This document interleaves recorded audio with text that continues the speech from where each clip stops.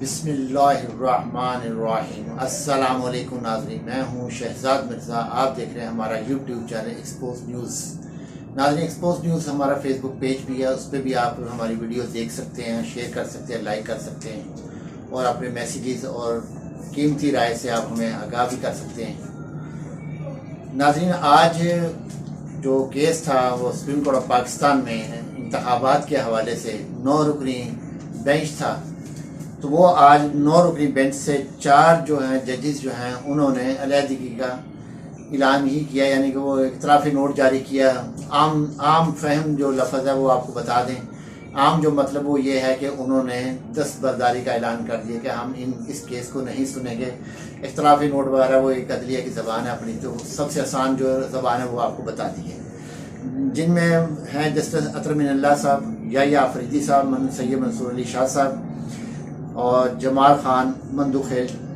ये जस्टिस साहबान हैं जिन्होंने ये जो केस सुनने से अपना इख्तलाफी नोट जारी किया बाद मुशावरत कि हम इस केस को नहीं सुनते, नया बेंच बना लें। मगर chief justice of Pakistan Umar Atiya Bandial साहब नया बेंच बनाने से ज़राए ये बता रहे हैं कि उन्होंने मना कर दिया कि नया बेंच नहीं बनेगा, ना फुल कोर्ट बेंच बनेगा।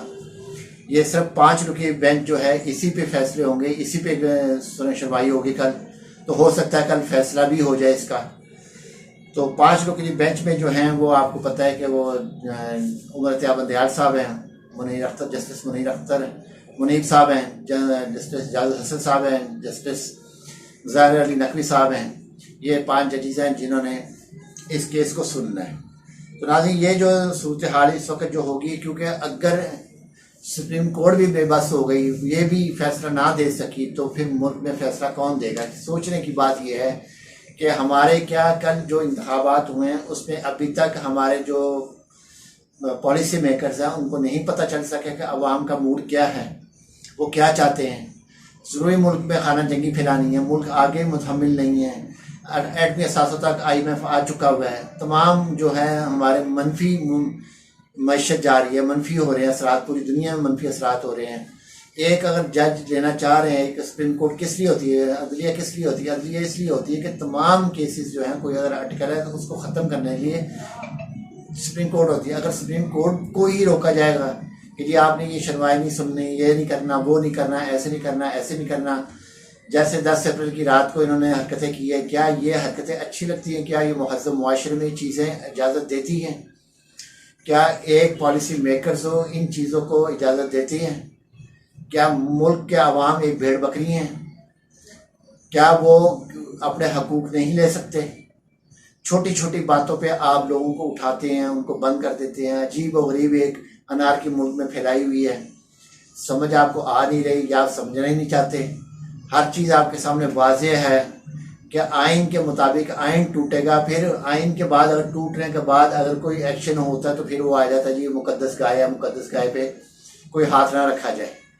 तो मुकद्दस गाय को भी चाहिए कि वो तरीके से चले, तुरंतियाँ ना झाड़े, बिला वजह में लोगों के मामला में मुदाखलत ना करे। अवाम कॉन्स्टिट्यूशन का मतलब क्या होता है? कॉन्स्टिट्यूशन का मतलब ये होता है, आइन का मतलब ये होता है, अवाम और हुकूमत के दरमियान एक सोशल मैसेज होता है, ये सोशल कॉन्टेक्ट होता है, एक कॉन्टेक्ट होता है किसके दरमियान? अवाम और हुकूमत के दरमियान। आइन इसलिए बनाया जाता है कि अवाम भी इस पर पाबंद रहे और हुकूमत भी उस पर पाबंद रहे, ताकि मुल्क चलता रहे, मुल्क की गाड़ी चलती रहे, मुल्क की मायशत तमाम निज़ाम बेहतर तरीके से चल सके।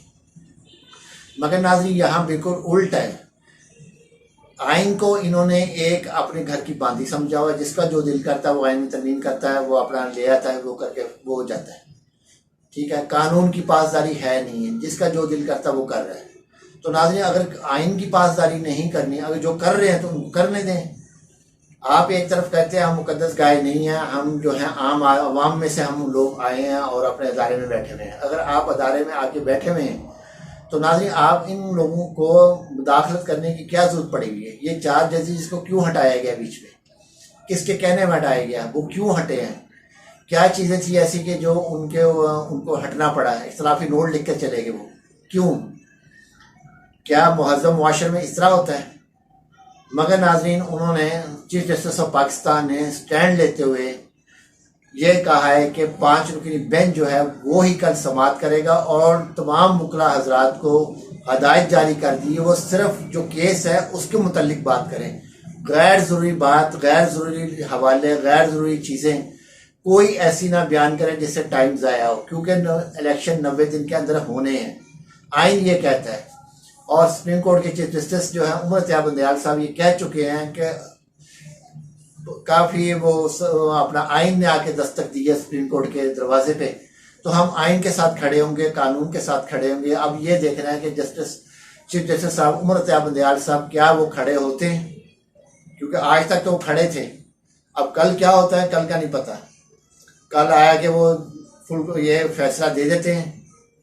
फैसला क्या देंगे? अगर तो उन्हें आइन के मुताबिक फैसला दिया तो तारीख में इनका नाम जो सुनहरी हरूफ में लिखा जाएगा। जो इस वक्त मुल्क की सूरत हाल है, सियासी अदम इस्तेहकाम है, एक मारा मारी लगी हुई है, एक मुकद्दस गाय लगी हुई है उजाड़ने, फसल को उजाड़ने में लगी हुई है, वो मस्त हाथियों की तरह वो लगी हुई है उजाड़ने फसलों को।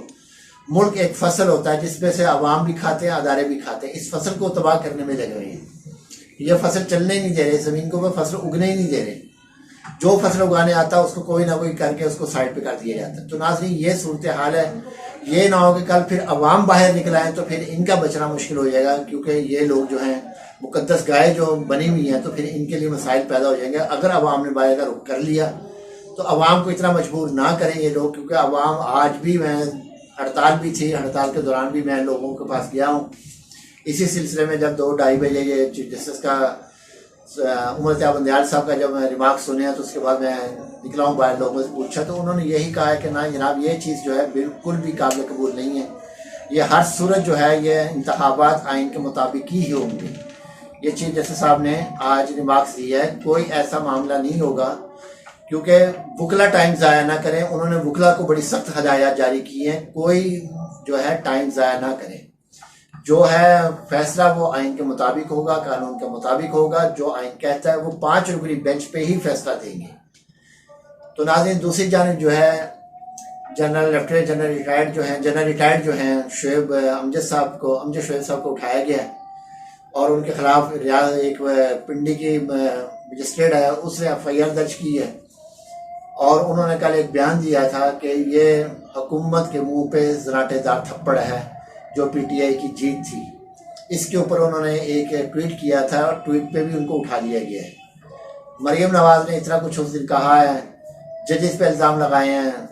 आर्मी ऑफिसर्स जो हैं, हायर ऑफिशियल आर्मी के जो थे, जनरल फैज़ हमीद साहब, लेफ्टिनेंट जनरल फैज़ हमीद साहब, उन पर इल्ज़ाम लगाए हैं। उस पर पहले बाजवा साहब के थे। तो ये नाज़रीन उनके खिलाफ कोई कार्रवाई नहीं है, किसी किस्म की वहाँ से खामोशी इख्तियार की जा रही है। और दूसरी जानिब जो है एक बुज़ुर्ग आदमी है, वो बुज़ुर्ग शहरी भी हैं और एक्स सर्विसेज सोसाइटी के वो सदर भी हैं। तो इस हालत कितनी उनकी कुर्बानी है पाकिस्तान के लिए, क्या कुछ उन्होंने पाकिस्तान के लिए किया, अपनी ज़िंदगी दाव पे लगा के पाकिस्तान के लिए उन्होंने अपनी खिदमत अंजाम दी। तो उनके पाकिस्तान के हक़ में बोलने के लिए, आइन के लिए बोलने के लिए एक आम सा जुमला है। ये तो हर आदमी शायद कल से 1 लाख ने करोड़ों लोगों ने बोल चुके हैं कि ये ज़राटेदार थप्पड़ है हुकूमत के ऊपर। तो नाज़रीन ये सूरत हाल में जो है अमजद साहब का जो है, हम आवाम भी इस चीज़ की मजम्मत कर रहे हैं, भरपूर मजम्मत कर रहे हैं। हम मीर साहब ने भी ट्वीट किया है कि अगर ऐसा निज़ाम है कि इन चीज़ों से उठाना है तो फिर ऐसे निज़ाम का जो है अदल के इंसाफ का अल्लाह ही हाफिज़ है। या हमें मीर साहब ने भी आज इस चीज़ को ट्वीट किया है, ट्वीट करके बताया है, आवाम को बता दी है। वो भी मजम्मत कर रहे हैं इस चीज़ की, सहाफ़ी बरादरी भी मजम्मत कर रही है इस चीज़ की कि ऐसा नहीं होना चाहिए जो ये कर रहे हैं। तो नाज़रीन ये सूरत हाल है इस वक्त, क्योंकि कल टोटल मशीनरी वहाँ पर रियासती, मगर उसके बावजूद उनको शिकस्त हुई है। नाज़रीन वीडियो अच्छी लगे शेयर करें, लाइक करें, हमारा चैनल सब्सक्राइब करें। शुक्रिया।